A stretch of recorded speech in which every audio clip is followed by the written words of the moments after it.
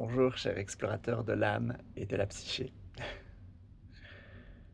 Alors, bienvenue dans ce nouveau message en conscience. Si j'avais envie de vous canaliser un petit message par rapport à la croyance et la foi. Car tout le long de mes études, j'ai étudié euh, un bachelier d'éducateur spécialisé en accompagnement psychoéducatif. Et durant ces études, en réalité, j'ai fait mon coming out, pour être honnête, après ma première année. Et mon coming out a ouvert des portes de conscience, qui m'a ouvert à la spiritualité, qui m'a ouvert au questionnement vraiment très profond de mon être, de manière générale. Euh, Dans le sens où j'ai peut-être indirectement fait ce coming out en me disant que ben, est-ce que ce n'est pas un peu se limiter d'aimer juste un corps extérieur parce que c'est un homme ou parce que c'est une femme? Et avec réflexion, là, à l'instant, euh, je, je suis plus personnellement en train de me définir, et ça c'est mon avis plus personnel, que j'aime quelqu'un en fonction de son énergie, de son âme, de ce que cette personne dégage en réalité. Euh, Pas spécialement si c'est un homme, si c'est une femme. En réalité, je m'en fous. Je m'en fous en toute honnêteté de ça. Et à l'époque, voilà, je savais que c'était juste de faire mon coming out, mais je ne savais pas pourquoi. C'est vraiment là maintenant, avec 10 ans plus tard, que j'ai un peu cette conscience de cette nouvelle facette identitaire à ce niveau-là. Mais bon, pour revenir au sujet, durant mes études, on m'a toujours parlé de neutralité. Neutralité, neutralité, neutralité. Alors moi, j'avais un peu un challenge euh, parce que ce fameux communion en question m'a ouvert à la spiritualité. La spiritualité qui, au final, est un éveil de conscience. Ce n'est pas une croyance religieuse. euh, c'est plus la foi en soi. Et donc, ce qui m'amène à faire cette vidéo aussi, de questionner un peu cette différence entre la foi et la croyance. En alchimie, il y a deux termes pour vraiment rentrer en action. Ces deux termes s'appellent aura et rabura. Aura signifie prier. Et labura signifie pratiquer. Donc, je pense que c'est intéressant de savoir prier, savoir avoir la foi, mais savoir pratiquer ce dont on en a la foi. J'ai la chance vraiment de faire une formation exceptionnelle, d'avoir fait une bonne part de cette formation exceptionnelle d'art-thérapie, analyse des mythes corporels jungiens, par une psychologue et anthropologue qui travaille dans les services d'observation psychiatrique à Liège. J'ai énormément de chance parce que cette formation en réalité nous amène à explorer les différentes cultures, les différentes religions, les différents mythes, les différents contes, les différentes légendes. Et ce qui fait qu'au final, pour ma part, j'adore toutes les religions.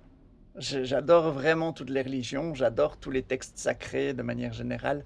ça me fascine, dans le sens où il y a une bienveillance, il y a une richesse dans les messages qui sont véhiculés, il y a une bonté, une beauté dans les messages qui sont véhiculés dans ces textes.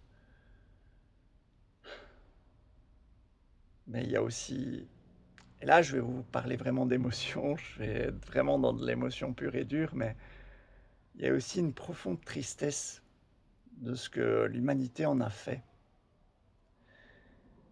Parce que si je ne me trompe pas, niveau testament, je crois que nous avons en tout et pour tout trouvé dans les alentours de 44 testaments. Dans ces 44 testaments, il y en a que 4 qui ont été canonisés et donc qui ont été estimés comme, et là c'est la révolte et la colère qui parlent un peu, mais qui ont été estimés comme, les 4 testaments absolus, pour le peuple. Mais pourquoi est-ce que nous ne pouvions pas connaître ce que contiennent les 40 autres, 44 autres testaments? Pourquoi est-ce que ces textes nous sont inconnus? Qu'est-ce qui est véhiculé dans ces textes? Alors, je ne veux pas jouer au complotiste et je ne veux pas alarmer parce que je sais que je sais qu'on est dans une période assez délicate à ce niveau-là. Mais je me fais un petit peu un questionnement, en réalité, par rapport à ces guerres, qui se déroulent actuellement, en analysant les lieux des guerres et d'où proviennent ces choses sacrées. J'ai un peu cette impression que les guerres est un moyen de ceux qui nous dirigent, de manière générale, à abolir tout ce qui nous reste de structure niveau sacré, de, de moyens qui nous permettent d'avancer dans ce sacré. Et pourtant, ce sacré est tellement important. Le sacré nous permet d'avoir la foi, d'aller dans la foi de nous-mêmes, ce sacré même de la vie, simplement. Parce que si on va par là, on peut simplement regarder aussi, sans regarder les lieux qui sont attaqués pour les guerres pour le moment, mais regarder les dégâts que ça fait dans la planète autour. Les incendies, les feux de forêt, les réchauffements climatiques. Tous ces animaux qui se retrouvent piégés dans des flammes.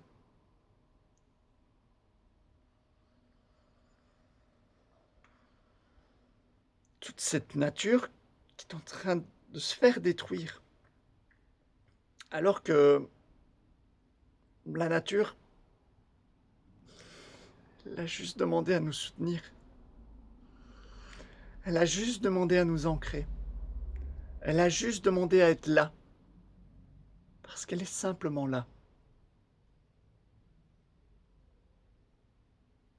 C'est pas l'arbre qui va nous étrangler. C'est l'humanité qui étrangle les arbres.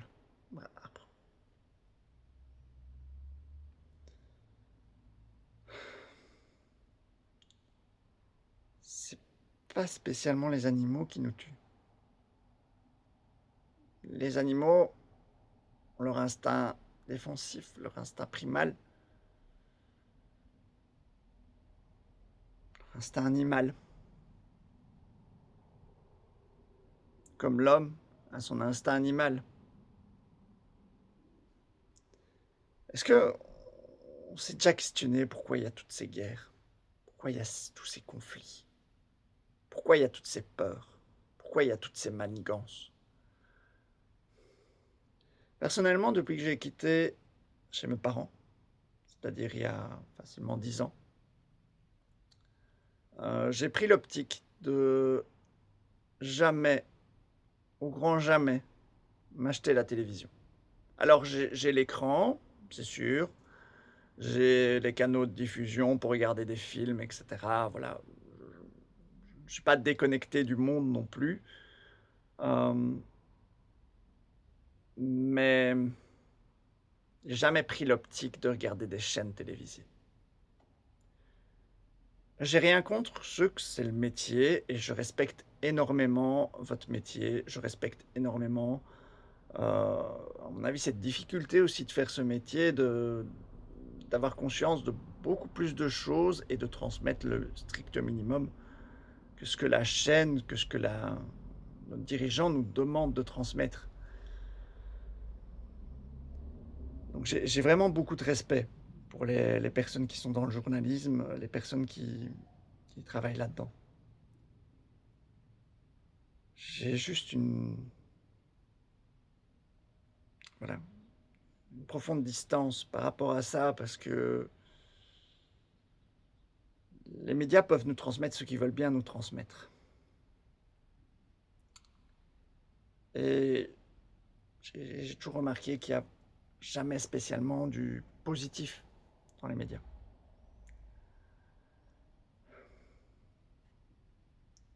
Et pourtant, il y a tellement de choses qui permettraient aux gens d'apprendre à éveiller leur conscience, d'apprendre à être qui ils sont réellement. Il y a tellement de choses qui permettraient aux personnes vraiment de vibrer. Et des fois, c'est des choses simples.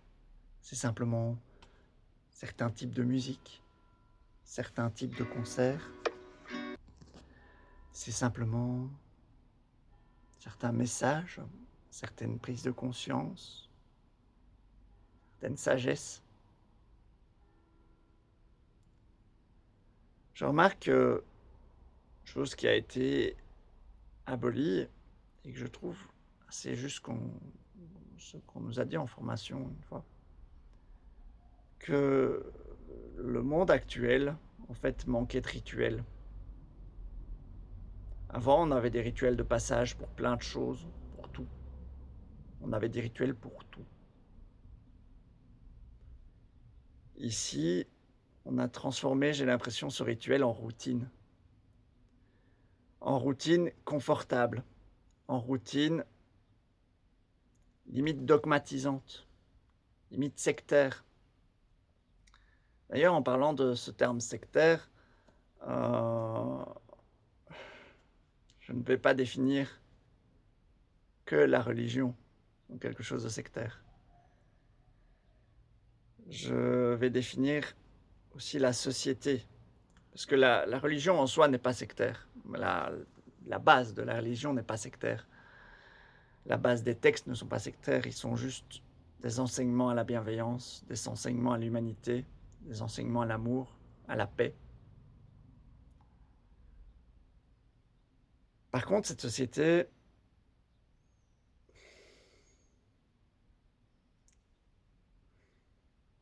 régit sous le jeu de dominant-dominé,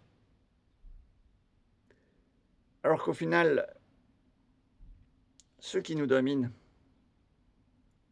ils font exactement la même chose que nous. Ils ont les mêmes besoins vitaux que nous. Ils ont peut-être plus d'argent. Mais une fois de plus, en réalité, ça revient à dire que c'est le matériel, c'est le financier, c'est ce que l'homme a créé qui domine le monde. Or, le jour où l'homme ne sera plus sur Terre,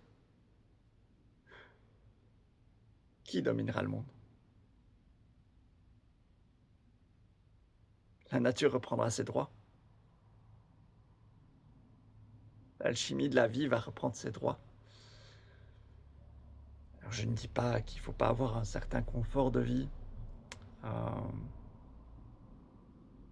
mais il faut s'offrir aussi le confort de savoir se reconnecter à soi, se reconnecter à la nature, se reconnecter à la simplicité du vivant, la simplicité de l'être.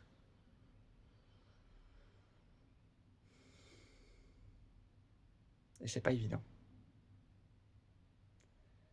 C'est pas évident parce que ça demande à affronter, toute cette montagne russe que je parlais dans une autre vidéo. Ça demande à affronter toutes ces émotions.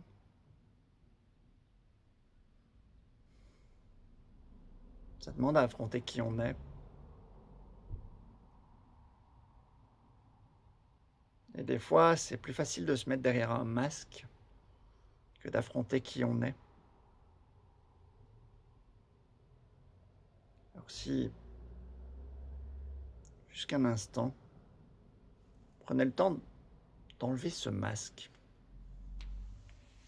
de savoir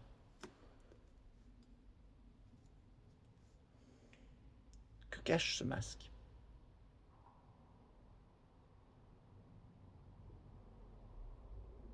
Bien souvent, ce masque révèle beaucoup de parties de nous-mêmes. Parce que ce masque est régi par la peur, par les traumas, par le conditionnement sociétal. Et il nous permet d'avoir une impression de garder le contrôle.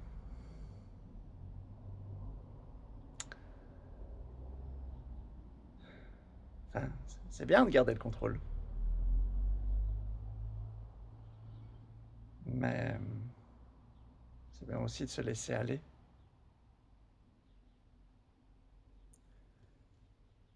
Je refais un crochet sur la vidéo précédente, cette notion de message canalisé par le carpe diem. Vive l'instant, vive ce qui vient.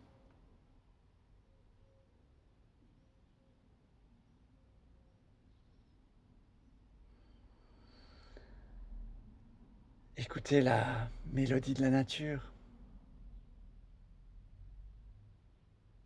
Être posé là.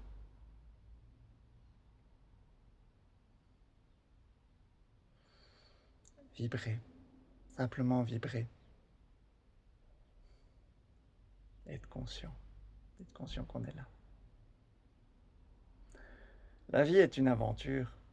C'est une aventure en quête du sacré de plus en plus profond. Si on la joue à fond, si on joue à fond sa vie, c'est une aventure en quête du sacré. Mais le sacré se trouve dans nos cœurs. Il ne se trouve pas dans des dogmatismes qu'on essaye de nous inculquer.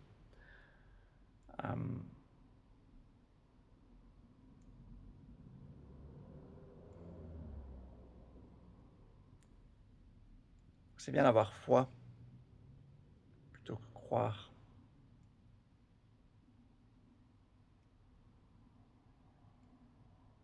En tout cas, croire en soi, si on veut croire en quelque chose. Alors je ne démentis pas le fait que un Dieu puisse exister, que voilà, voilà. Je ne démentis pas tout ça. Mais pour moi, c'est des archétypes, c'est des énergies. C'est des structures qui nous servent à avancer, qui nous permettent d'avancer avec notre psyché, notre manière de réfléchir, notre manière d'être. C'est un soutien invisible, c'est un mentor invisible. Ça ne doit pas être quelqu'un qui nous domine, qui nous dise la voie absolue.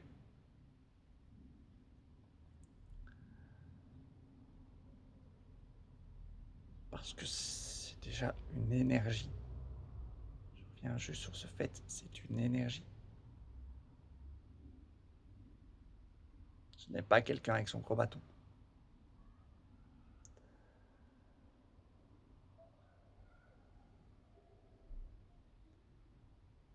Honnêtement, initié à la psychanalyse jungienne, m'a appris une chose, c'est qu'on a beau aller voir tous les psys, tous les thérapeutes, tout au monde qu'on veut.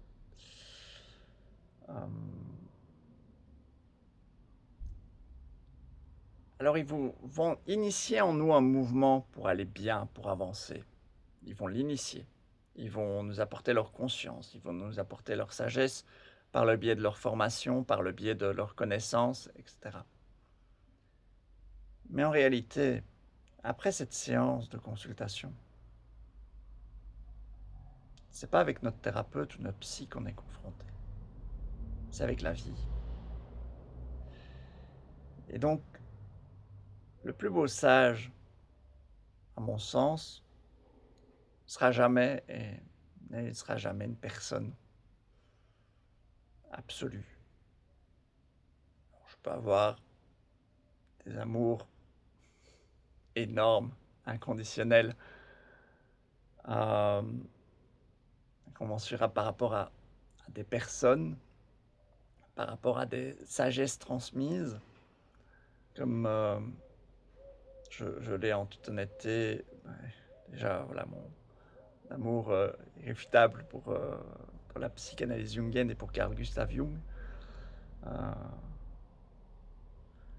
comme je l'ai pour ma formation que j'ai eue de manière générale et les professeurs qui m'ont transmis euh, toute leur connaissance et toute leur sagesse euh, dans tout le cours de mon bachelier d'éducateur spécialisé. Des messages que j'ai réussi à capter, des messages que je suis toujours en train d'essayer de conscientiser, d'analyser de temps en temps aussi. Et j'ai énormément d'amour pour ma formation, pour l'art-thérapie, analyse des mythes corporels jungiens, pour ce centre de formation qu'est la Tanor. J'ai énormément d'amour, de respect et de considération pour la personne qui a créé ce centre et l'énergie qu'elle a mise dans ce centre. Parce que pour moi, voilà, et je ne veux pas faire de pub pour un centre de formation plus qu'un autre, mais pour moi, c'est une réelle école de vie.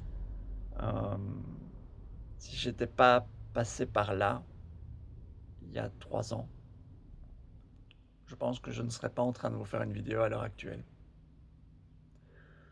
Je pense que je n'aurais pas cette importance, peut-être, du sacré aussi présente. Je n'aurais pas cette prise de conscience. Je ne serais pas amené aussi à quelqu'un que je remercie énormément, un groupe qui s'appelle Danser Moi, qui a été mis en place par une psychologue qui fait des services de première ligne, qui met en place des services de danse libre, d'art-thérapie et moi, personnellement, j'ai envie de le dire comme je l'ai vécu, mais j'ai envie de le dire de trance chamanique. Je remercie énormément cette femme également. Parce que les plus grosses prises de conscience que j'ai aussi, c'est des fois par le mouvement de la danse, par la vie. Et je pense que si je n'avais jamais rencontré ce groupe, ces groupes de bonnes énergies, je pense que je n'aurais jamais été migré vers ça. pense pas. Donc je remercie, j'ai énormément de gratitude, j'ai énormément d'amour pour eux. Ce que je veux dire, c'est pas cette gratitude, cet amour pour eux qui domine ma vie, qui domine qui je suis. C'est mon amour de moi qui domine qui je suis. C'est l'amour de mon sacré, l'amour de ma magie intérieure, l'amour de mon feu, de ma vibration qui domine qui je suis. Les relations, de manière générale, me permettent un éveil de conscience par l'ancrage, par la matière. Parce que je pense que c'est très bien d'être spirituel, mais c'est très bien d'être ancré aussi. C'est très bien d'être dans la vie.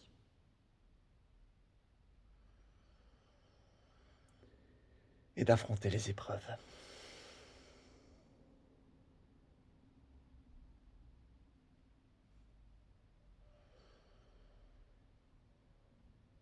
Donc voilà.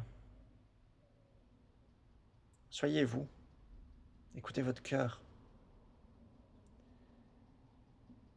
N'écoutez pas spécialement la parole prêchée par un prêtre. Écoutez votre cœur. Je ne dis pas que les prêtres n'ont pas raison. Enfin, je parle de prêtres dans toutes les religions confondues, hein, bien sûr. Je ne dis pas qu'ils n'ont pas raison. Ils ont une certaine sagesse à transmettre, à transcender.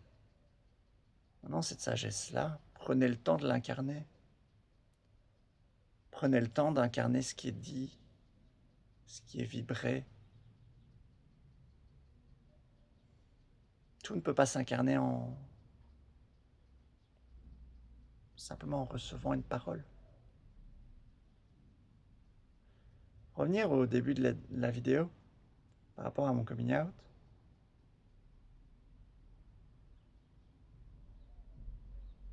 J'ai seulement compris pourquoi j'avais fait mon coming out 10 ans plus tard. Mon coming out, je l'ai fait sur un coup de feu, sur le... Bon, après quelques années de réflexion quand même, parce que je m'empêchais de le faire suite à ce qui se passait dans ma vie. À l'instant T, je ne voulais pas me rajouter des difficultés supplémentaires, parce que malheureusement, une fois de plus, pour cette société qui dogmatise, c'est une difficulté supplémentaire. Et je vois bien, sans méchanceté aucune, mais... Enfin, en tout cas, là, dans le bord dans lequel je cherche, il y a beaucoup de personnes qui, je trouve, sont un petit peu... qui mettent détraquées psychologiquement, détraquées par leur trauma, détraquées par la violence qu'ils ont vécue et sont perdus. Ça me fait beaucoup de tristesse, en toute honnêteté. Je vois la beauté à l'intérieur de leur cœur, je vois la beauté à l'intérieur des personnes qu'elles pourraient être. Mais ces personnes décident de garder un masque traumatique, un masque de violence, et de continuer à se faire violence et de rester dans leur cycle de violence, leur cycle de haine, de rage, leur aveuglement.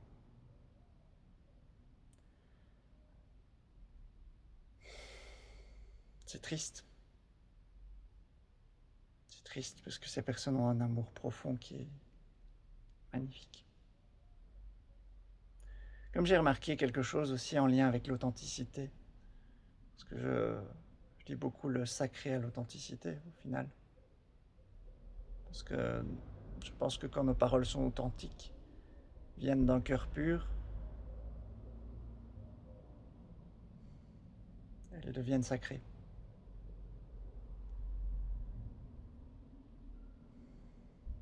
J'ai remarqué y avait deux types d'authenticité dans la vie.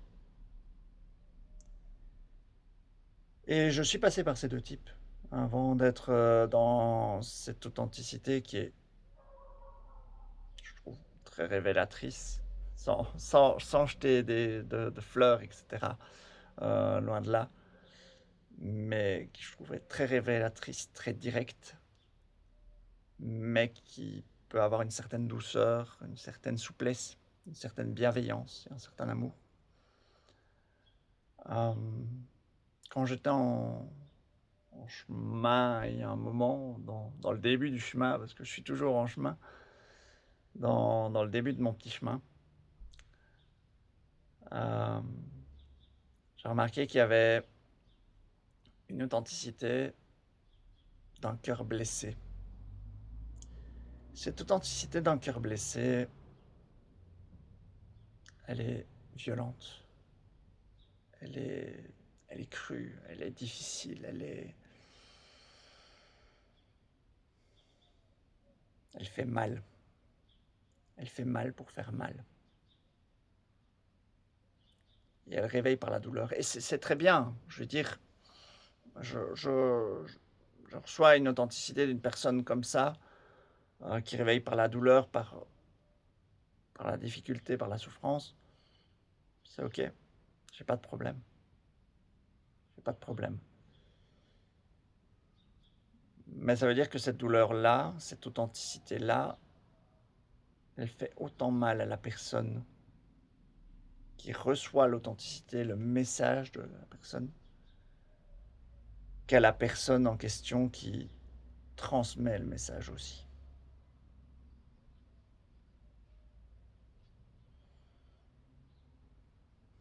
Il ne faut pas oublier que l'autre est notre miroir. Et plus on élève nos consciences, plus on élève nos vibrations, plus on attire des personnes qui élèvent leur conscience, qui élèvent leurs vibrations, et qui sont en chemin. Je vais prendre la métaphore ici du voyage de Compostelle. Alors je ne l'ai jamais fait, en toute honnêteté. J'ai vu un film, sans faire de publicité, mais un film qui s'appelle Compostelle, et où d'ailleurs j'ai entendu, je pense, le plus bel Ave Maria de ma vie dans ce film, en toute honnêteté. Euh, Gratitude et amour et paix au chanteur qui a composé ce son. Euh, et même gratitude, amour et paix au réalisateur de ce film, parce que je trouve que dans ce film, la réalité du terrain d'un jeune en difficulté, euh, placé par le juge, est bien présente, est clairement bien présente.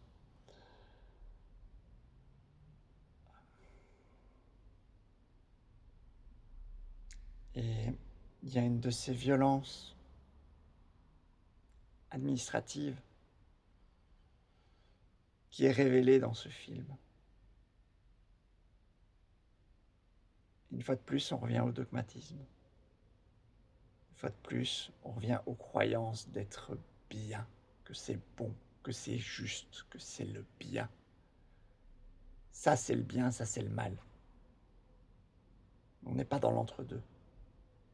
On n'est pas dans l'entre-deux dans cette société qui fait qu'il y a un bien, il y a du mal dans le bien. Il y a un mal, mais il y a du bien dans le mal. C'est difficile, c'est très difficile. Et pour revenir à cette métaphore du chemin de Compostelle, si on commence le chemin de Compostelle, on ne saura jamais faire les rencontres qui sont déjà arrivées à Compostelle. Je vous laisse réfléchir un petit peu là-dessus. Je trouve que c'est super intéressant. Voilà, je vous invite à être en chemin être en chemin vers vous-même, être en chemin vers votre sacré, vers votre authenticité, être en chemin avec ce qui vous fait vibrer. Je vous invite à être vous, tout simplement vous. Vous êtes beau, vous êtes bien, vous êtes mal aussi. Vous êtes bien et mal. Vous êtes, vous êtes ombre et lumière à la fois. Et c'est intéressant. C'est intéressant d'explorer ces parts d'ombre. Tout comme c'est intéressant de vibrer sa lumière. Mais comme disait Carl Gustav Jung, si vous avancez que dans la lumière, à un moment donné, votre ombre, elle va grandir tout autant.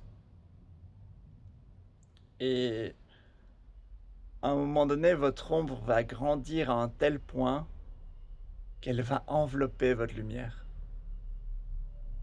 Et que vous allez voir votre lumière.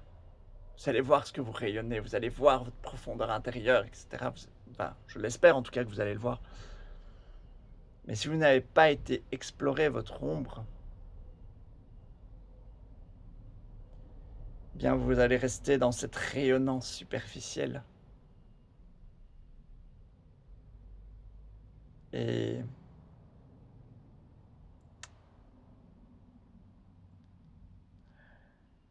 pas la douceur, l'amour, la bienveillance que porte votre main.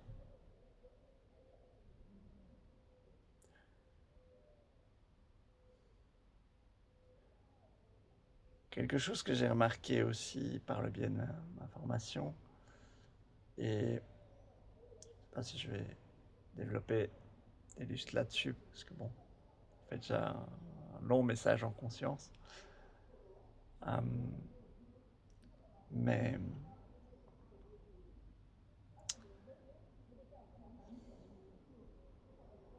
c'est dis-moi ton addiction et je te dirai ta passion.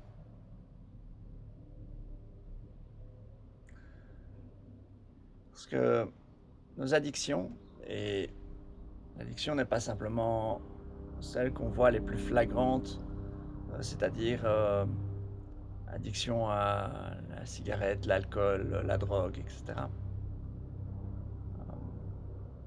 Il peut y avoir des addictions à avoir un doudou le soir, absolument, et pas savoir se passer de son doudou le soir pour dormir. Ça peut être une addiction. Une addiction à la relation, ce qui s'appelle la dépendance affective au final, indirectement. Une addiction aux formations, une addiction à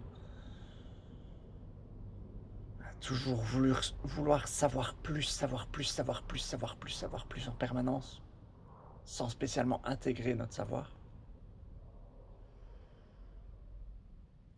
L'addiction à la religion, peut être une addiction. C'est-à-dire que sans la religion, sans aller à l'église tous les dimanches, sans aller prier, sans aller chanter la messe, on ne vit pas. Si, en fait. Si un jour vous êtes chez vous et que vous avez juste pas envie et que ça vous fait pas vibrer d'aller là, à l'instant T, vous continuerez à vivre. Et si ça se trouve, ce sera une journée bien plus vibrante que si vous y avez été. Parce que vous allez peut-être mettre une autre style de musique, vous allez peut-être vous laisser emporter par un style de musique ou quoi que ce soit. Et votre âme, elle va être en mode wow, flying in the sky.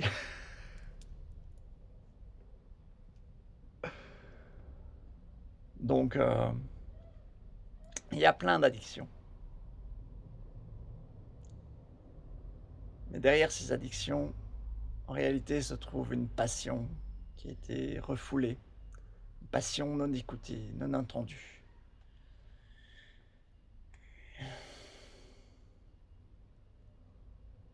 La passion, indirectement, c'est notre élan de vie. Ça vient du cœur, la passion. Et le cœur, c'est l'être. Le cœur, c'est l'ancrage au vivant. Si le cœur s'arrête de battre, l'âme sort du corps.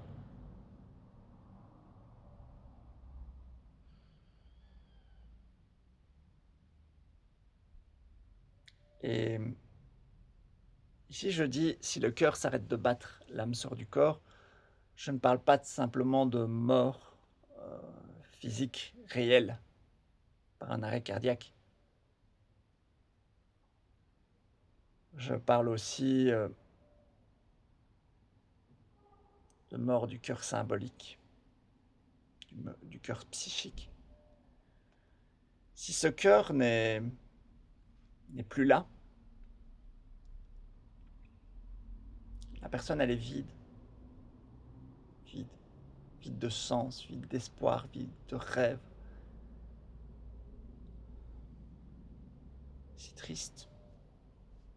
C'est triste de voir une personne qui est vide de son authenticité, de son sacré, alors qu'elle a encore une richesse qui est quelque part enfouie en elle.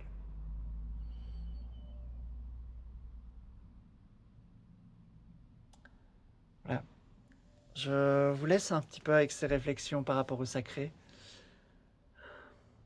Mais surtout, n'oubliez pas que vous êtes sacré. Vous êtes en vie. Vous êtes là. Vous êtes de l'amour. Vous êtes une source d'amour, d'énergie, de bonté, de bienveillance et de plein potentiel. N'oubliez pas. N'oubliez vraiment pas tout ça, s'il vous plaît. S'il vous plaît. Et là, c'est vous que je prie à ce niveau-là. C'est vous que je prie à ce niveau-là. Réveillez-vous. Réveillez-vous, réveillez l'être qui est en vous, la flamme qui est en vous, le cœur, tous les éléments qui sont en vous. Parce que en nous, et là ça va être une notion très chamane que je vais dire là, mais en nous, il y a tous les éléments de la nature. On a le sang qui peut être symbolisé par l'eau. On a la terre qui est notre corps, notre matière, notre ancrage. On a l'air qui est l'esprit, qui est l'âme, qui est ce qui est à l'intérieur de nous. Et puis on a le feu. Le feu, c'est le cœur. Le feu, c'est le cœur. Le feu, c'est l'énergie. Et le feu, c'est ce qui transmute. C'est ce qui transcende. Le feu, c'est ce qui permet de faire mourir. Et les cendres, c'est ce qui permet de faire revivre. Revivre dans ce qu'on appelle en alchimie la prima materia, la matière première, le plus petit, le plus sacré, l'essentiel, l'essence ciel. Voilà. J'avais envie de vous canaliser vraiment ce message. Je vous remercie une fois de plus d'être resté jusqu'au bout de cette vidéo, si vous êtes resté jusqu'au bout. J'espère que je vais réussir à vous faire vibrer un petit peu de certaines choses avec les paroles que j'ai pu vous dire. Vous canaliser ici à l'instant T. Je vous remercie. Et je vous dis à très bientôt et à très vite pour une prochaine vidéo et pour un prochain éveil de conscience, une prochaine canalisation, un prochain retour à soi. Regardez cette belle couleur rouge qui est en train de vibrer sur la vidéo. Ce beau feu du cœur qui commence à venir comme ça. Merci à tous et je vous aime. Bisous.